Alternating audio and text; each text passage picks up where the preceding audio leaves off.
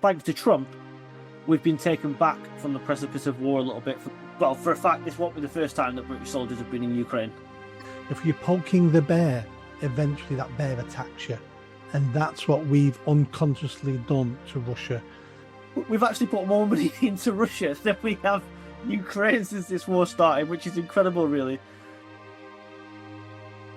Hi, everybody, and welcome back to Nick Talks. This episode's amazing guest, returning guest again, Ash, that Preston journalist. How are you doing? Very good, Nick. How are you? I'm good, thank you. Let's jump into this. We still have a war in Europe, in Ukraine.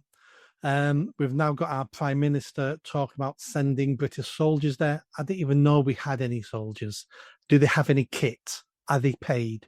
Are they actually soldiers, or are they trans women dressed in dresses going to fight? And why would Ukraine need our soldiers protecting their borders? We can't even protect our borders here on this island, and we have a moat around this island, and we can't protect our borders. What's going on? I can tell you, well, for a fact, this won't be the first time that British soldiers have been in Ukraine. I can't go into too much detail how I know that, but I can tell you now, it is not the first time that British soldiers will have been over there. However, I think, thanks to Trump, we've been taken back from the precipice of war a little bit. From the last time we spoke, I thought we were heading for war head on. And I think if Starmer and Macron, some of NATO, much of the EU had their way, that's exactly the way this would have gone. It would have been the continuous war with no end in sight. But with Trump being so strong and strong-arming Zelensky, we've been taken away, I think, from the precipice of war. And unfortunately for us, it's made the UK look completely irrelevant on the world stage now, because people like Starmer and Macron are still talking about it, and they're going, oh, we're holding a leaders' summit in Britain on Saturday and things like that. Right, well, for what? You're actually nothing to do with these negotiations now. You're so irrelevant, it's untrue. Yes, you're right, you can throw a few billion if you want into Ukraine, but that doesn't really matter. Did you know, here's an interesting fact for you, did you know that since this war started, Europe combined has put 19 billion into, that includes us, into Ukraine? No. Right. I actually thought it'd be a lot more than that. Yeah, well, I heard 19 billion. I don't know if that includes arms, if that's just money or what, but I've heard 19 billion, right? And do you know how much we've given Russia since this war started? What do you mean give Russia? Do you mean in oil sales, in trade? I mean, in fossil fuel sales. Oh, well, it's going to be more than we gave Ukraine. So let's say 100 billion? No, about 25 billion. So just more, yeah. We've actually put more money into Russia than we have Ukraine since this war started, which is incredible, really. But back on track. I think we are being taken away from war now by Trump, which can be obviously a good thing. Zelensky's having to make concessions, which he has. He's got little choice what to do anything else. But now all hinges on Russia, doesn't it? What will Russia do? We've just seen this week the Kursk front completely collapse. And they've, I pity the Ukrainian soldiers fleeing for their lives. It sounds to me like the Russians unashamedly aren't taking many prisoners. They're just gunning them down as they run for their lives, as they retreat. And this could have all been avoided a few weeks ago had Zelensky not been so arrogant inside the Oval Office when he met Trump and Vance. Something could have been maybe reached a bit sooner. But now I made a video on this, and I said the difficulty is now that Russia has little reason to go to the negotiating table. Ukraine isn't negotiating from a position of strength now. Had this been done a few weeks ago, they may have been stronger. Now Russia has all the cards. Russia's now sweeping forward in large attacks on a big front, and Ukraine's in full retreat. If you were a military commander, why would you ever sue for peace when you're in the ascendancy? You wouldn't. And this is the major issue now.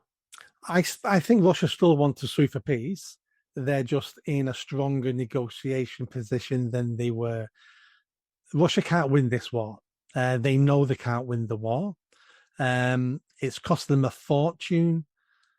It's killing their young people. There's no dissent at home. They want this to end, but they want it to end in a way that doesn't topple the Russian government. So they have to, whatever happens, they have to spin it as a win. And now that they're in a stronger position, it will be slightly in their favour. So they will keep some of the land, a bit more of the land than they were going to keep. It's always a negotiation. You either win a war or you negotiate a peace, and this war isn't winnable. I think there was, I forgot who it was now. Some military expert was on the radio, and I was listening, and they said they believe that Trump's been taken aback a little bit.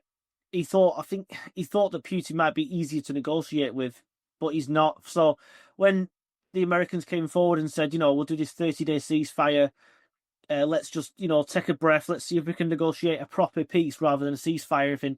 And then Russia have come back and said no, straight away. And they've said they'll take something like a 7-day ceasefire. Then they want all the territory. Of course, like you just said, this is an initial negotiating position. They're going to start over here. Ukraine are going to start over here, and you hope that they can meet in the middle somewhere with a compromise. But that compromise isn't going to be easy. As you alluded to, then Putin's got to save face by any means necessary, and no Russian leader can possibly, especially from the position they're in now, having probably 1 million dead or wounded, possibly maimed for life, and then walk away without significant gains or being able to spin it as some sort of win to the Russian people, because they'd end up getting killed themselves. You remember back to the Cuban Missile Crisis, of course. Was that Gorbachev? No, it was someone before Gorbachev. I forget the name now. Yeah. Anyway, Gorbachev was the 80s. Yeah, it was. It'll come to me. Anyway, and even Kennedy had to give him a way out, didn't he? A bit of a concession. So he said he'd move American missiles out of such a place if you move yours out of Cuba, and it stopped a war. And that's what's going to have to happen here. There's going to have to be some give and take.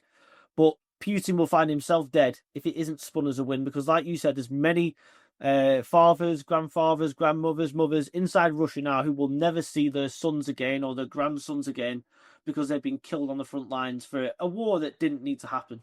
The only way out of this at negotiation table is for Russia to walk away with perceived victory and Ukraine to walk away knowing this can never happen again. That is how this negotiation will develop. Russia will keep some of the land that's heavily populated by people of Russian descent who speak Russian, and Ukraine will get a promise from America and Europe that it'll never happen again because we'll defend your borders and we're going to build, protection and those sort of things. That's the only way I can see an end to this. I agree with that, actually. There has to be some sort of security guarantee. Of course, that security guarantee was supposed to come during Minsk 2, Minsk 2, wasn't it? When NATO said not 1 inch closer to Russia. And then, of course, NATO, who, if you want to be nuanced about it, be balanced about it, NATO has been the aggressor here. NATO has moved closer and closer to Russia. More and more states joining.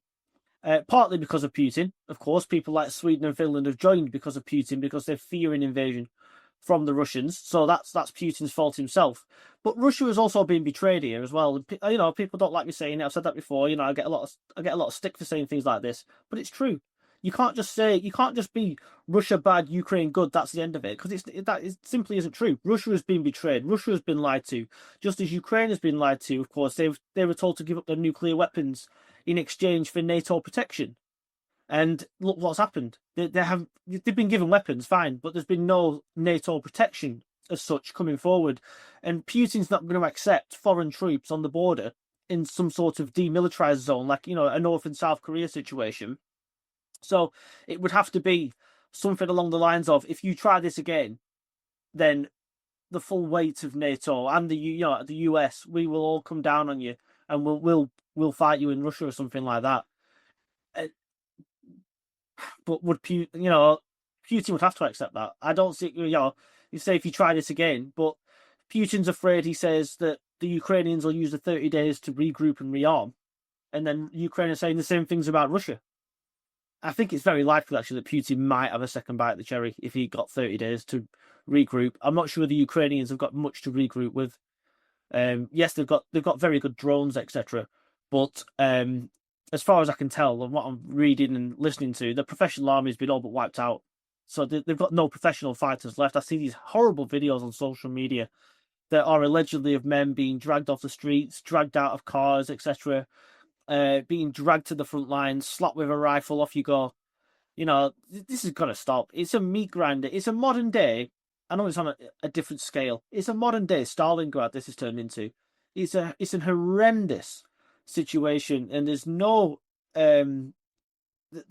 winner here. You said Russia can't win it. No, they can't. Not unless they started using terrible weapons. And Ukraine certainly can't win it. You can't conquer Russia. That's been proven many times in the past. So it's just stalemate. It's World War One stalemate, I'm afraid. And it's the killing is just pointless now because there's nothing to be gained for anybody.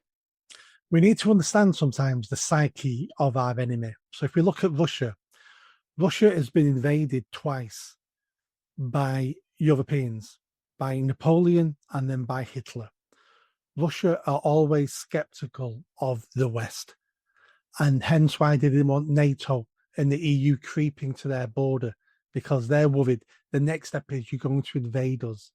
I'm not saying that's an excuse for invading Ukraine, because it's not, but that's how Russians think. And we need to understand that. We need to understand if you're poking the bear, eventually that bear attacks you. And that's what we've unconsciously done to Russia since the fall of the Soviet Union.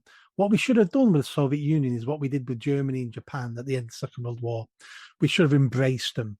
We should have helped them build their country. We should have made them our new partner to fight the Chinese. That was definitely coming. But we didn't. We humiliated China. We humiliated Russia. And then we started disrespecting them because they're not a power anymore. Well, they're not a world power anymore, but they're a regional power and they can cause problems. We could have avoided this with a little bit more diplomacy, a little bit more forward thinking. And we'll see what Trump does with this. We will see if he manages to solve this piece. I completely agree with you there. I think that Russia should have been not necessarily brought into the West. They've got a different way of life to us, fair enough. But economically, they're not a world power. But militarily, they might not have the best kit in the world, but they've got more nukes than everybody else combined. They're a serious power if you want to go to nuclear war, God forbid, And had they been brought in to just at least be part of the rest of Europe, we wouldn't be in this situation. And yeah, now they're such pariahs, if you will, that they're allied with Iran and China and people like that are absolute allies. But you're still talking about the biggest country in the world geographically. You're talking, landmass. If they wanted to, they could call up huge reserves of military men and women to go and fight. So they've got to be, like you just said, you poke the bear, you find out what happens, and this is what happens really. And I think the EU was the straw that broke the camel's back here. The EU were the ones that said, "Oh, come and join us," and that's when Putin said, "No more. I've had enough of this." And that's why that's one of the reasons they definitely went in. If it was NATO, they could have gone in a long time ago, but they didn't. It was when the EU said, "Come and join us," and that's when they said, "Right, no more." And I'm not defending Russia like you. Sorry, like you didn't defend Russia either. I'm simply saying that we are responsible for annoying Russia that badly. They don't want anybody else on their borders. They don't want NATO and American missiles pointing at Russia, which is understandable. And it's just happened bit by bit ever since the collapse of the USSR. And this is where we are now. This is where we find ourselves. Yeah, this is a game of world chess. And when you're playing chess, you don't complain when you make mistakes and the other side start taking your pieces. And that's what's happened in that part of Europe, is we've made mistakes and Russia have reacted to the moves that other people made. And we'll see if Trump manages to get a grip of this. He's having a real go, so good for him. How's Trump doing in America? What's happening there? From what I can tell, he's doing very well. There's not been, things seem to be going along nicely. I mean, if you look at it, unfortunately, of course, he's slapped tariffs on the UK now, hasn't he, for steel and aluminium, which the UK government is trying to spin as global tariffs because they're affecting other countries as well. But it's not. They're UK tariffs as well. But what he's doing that, of course, to boost the American domestic market for aluminium and steel. And who can blame him for that? Of course, that's America first. That's what he gets. That's what he got elected on, and that's what he's doing. So that's going to make people buy domestically rather than shipping it in from anywhere else around the world, isn't it? Something I completely agree with. I think there's a chance that we'll escape the rest of the tariffs, but the EU are now involved in a trade war with Trump, putting an extra 2% or something on American whiskey that gets shipped over. America is now putting tariffs on huge amounts of goods that get shipped in from the EU into America. And don't forget, the EU has VAT. VAT was an EU idea, wasn't it? And the Americans view VAT as a kind of tariff anyway. So in their eyes, they're actually just responding in kind because that's what happens. They've got is it 250 million deficit, the EU with America. So they're shipping into America 250 billion euros or dollars worth of goods into America more than what they buy from America. A trade agreement, as Trump points out a lot, should be give and take. It should be roughly 50-50, if you will, an equal trading partnership.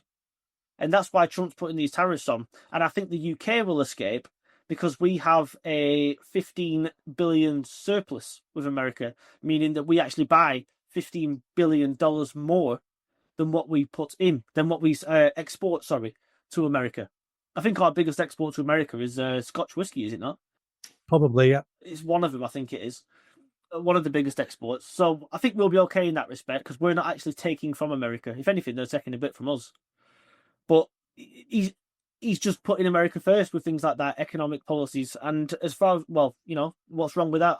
I kind of wish our government would do the same. But this has really taken the UK government by shock because they've been asked what they're going to do about these tariffs, and they went, "Oh well,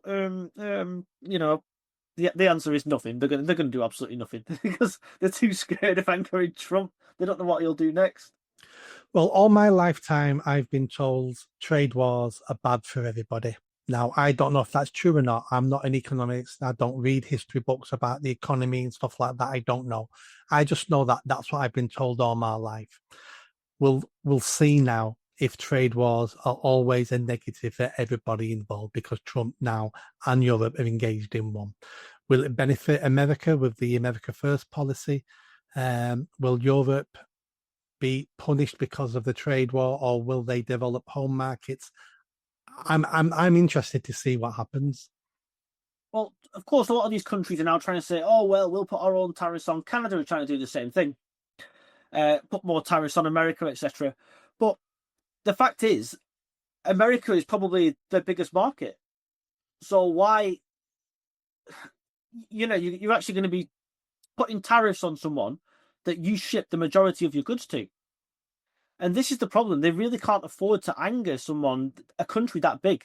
I know it seems a bit like bullying, and yes, I suppose in a way it is. Well, it's certainly assertive, let's put it that way. But these countries can't afford to annoy America because in many cases it's the biggest market. It's the UK's biggest market. It's the EU's biggest market. I haven't looked at the figures. I'm pretty sure it'd be Canada's biggest market as well for shipping goods out and buying goods from. And Trump is simply getting back money, I believe, on these tariffs that he believes America is owed because it's been running at such a silly deficit with various trading partners for such a long time.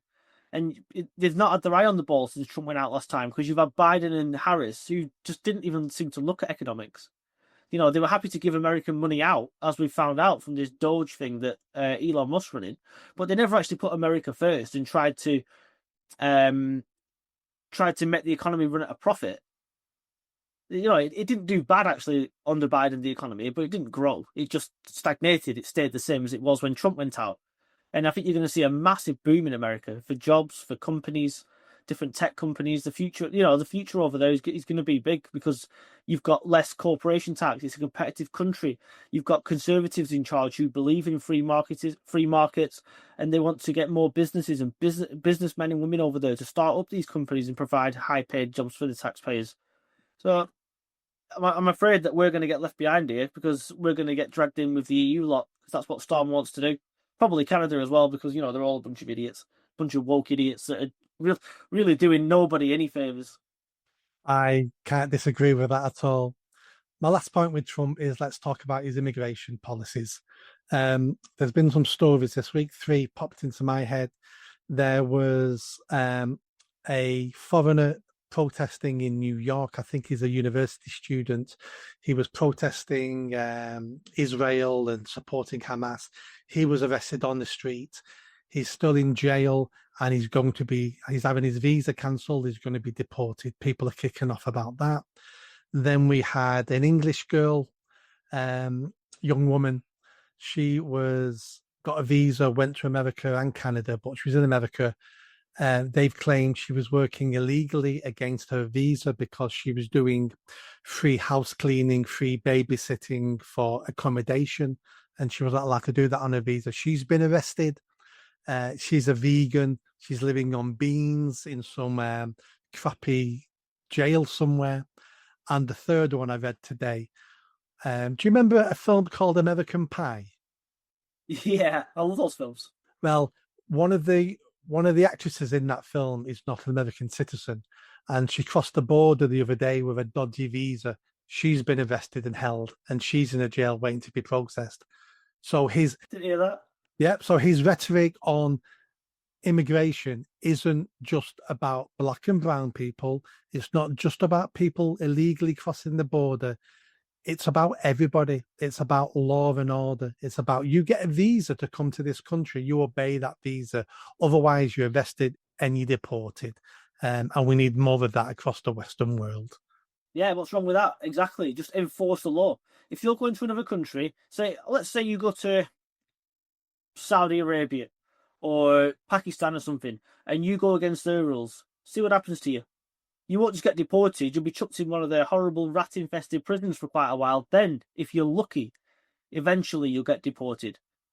Now, that Palestinian protester you were talking about, did you hear what the judge said to him? Turned around and went, before you behave like this, you should realise that it's a privilege to be in America, and it's a privilege to be given a visa to even come to America. And you've basically, disregarded, if you will, that privilege. And you will be deported now. Imagine one of our judges, Nick, in the UK. They'd be like, "Oh, what's wrong with that?" They'd probably go and join in with him. That's the kind of judges we have over here. But that American judge, what a fantastic thing to say. Patriotic judges who believe in the rule of law, and if you break those rules, you're getting deported. Simple as that. And all this stupid behaviour that you see over there is coming to an end now, slowly. This wokery is coming to an end. Unfortunately, we're always a couple of years behind America. So slowly but surely, it will come to an end in Britain as well. I think we've actually, breathe a sigh of relief, because I think we are actually past peak wokery now. I think we're heading back to something of a normality once again. Let me depress you with this story that I tweeted about yesterday. There was a convicted Nigerian fraudster who was got deported a couple of years ago, whatever, to Nigeria. And when he's in Nigeria, he's appealed his deportation.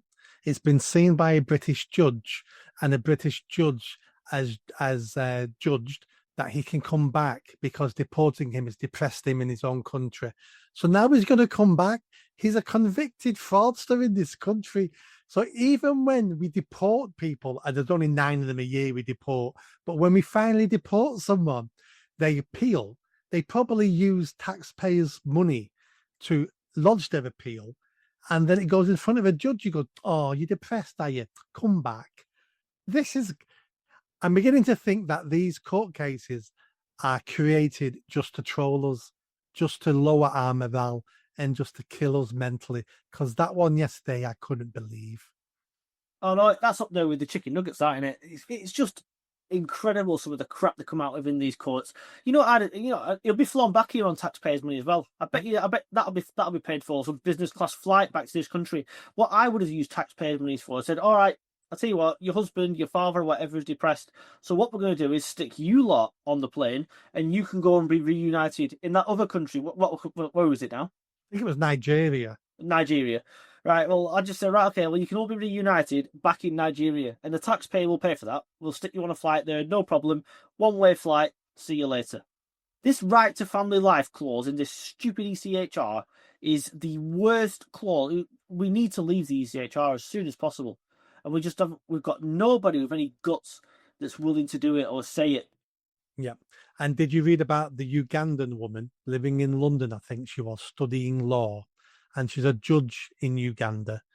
She's living over here. I think she works for the UN as well, and she's just been convicted of owning a slave in the UK. Oh, the UN. She's a UN judge. Yeah, yeah, unbelievable. Having a slave. Yeah, not having a slave in Uganda, having a slave in the United Kingdom. Yeah, this young girl was kept under slavery. Yeah, slavery conditions, being made to work for nothing. Unbelievable. Well, talk about hypocrites. Yeah, well, Trump's having none of that in the US of A. He's having none of it, and we need a bit of that over here. Ash, as always, thank you very much. Thoroughly enjoyed it, and let's catch up again soon. Yeah, cheers, Nick. Pleasure. Thank you. Bye bye.